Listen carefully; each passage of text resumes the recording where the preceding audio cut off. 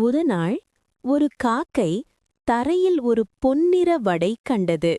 அது மிகவும் மகிழ்ந்து வடையை வாயில் பிடித்து உயரமான மரத்தின் கிளையில் அமர்ந்தது. அப்போது ஒரு புத்திசாலி நரி அங்கே வந்தது. மரத்தின் கீழே நின்று காக்கையின் வாயில் இருக்கும் வடையை பார்த்தது. அதைப் பெற எப்படி என்று யோசித்தது. பின்னர் இனிமையாக பேச ஆரம்பித்தது. காக்கையம்மா, நீங்க ரொம்ப அழகா இருக்கீங்க. உங்க குரல் மிகவும் இனிமை. ஒரு பாட்டு பாடுங்க என்றது.